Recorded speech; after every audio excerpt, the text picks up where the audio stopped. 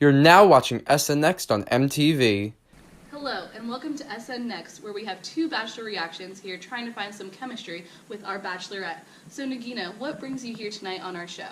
Well, Shreya, I just ended a relationship with this physicist because there was too much friction and not enough chemistry. Well, that's good because here we are tonight and we have two great candidates for you. Hey, my name's Hunter, SN2. I like long walks on the beach, iced tea, and I'm looking for someone to invert my stereochemistry. Hey, I'm Lin, SN1. I'm looking for someone can do both.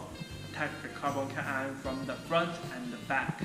Nagina, now that we've gotten to know our bachelors, what is one question that you have for the both of them? So, Lynn, I know you're a SN1 kind of guy, but can you tell me a little bit more about your reaction and how you start with this starting material and we get these two identical products? Sure, first, we SN1 guys do not like those SN2 guys. We have our own style. You see here, these electrons goes with the bromine and then form the bromine anion and our carbocation. Is that because the bromine is a good leaving group, so it'll take its electrons with it? Exactly. Then we comes to this ethanol. Ethanol has an oxygen which has two long pairs. It can be nucleophiles that attack the both front side and the back side of the triple-planar carbocation. Then comes to our intermediate. To here we have our base. It can attack the hydrogen, and this bond goes to the oxygen and form our final product. It seems like the racemic products, but you see, here is their structure.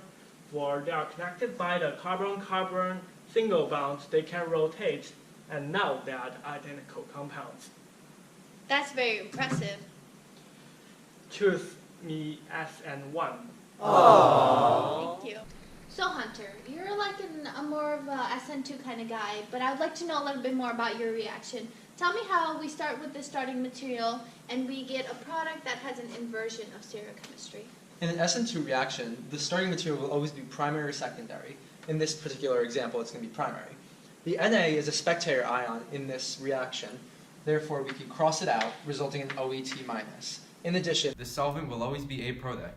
as can be seen here, the OET- will have a lone pair of electrons, which will attack the carbon in the backside of the attack, forcing off the bromine in a one-step process, resulting in an inversion of stereochemistry. The inversion can't be seen here as the hydrogens are implicit. However, in a secondary compound, the inversion can be seen. Pick me, SN2. So Nagina, what are you thinking about each candidate? Well, Shreya, to review, I learned that SN1 takes two or more steps, and it's tertiary, secondary, or an allyl substrate. It also has a protic solvent, and it usually results in a 50-50 racemic mixture. Whereas the SN2 takes one step, and we need a primary, secondary, or an allyl substrate, and it has an aprotic solvent, and it results in an inversion of the stereochemistry. So, have you reached a final decision?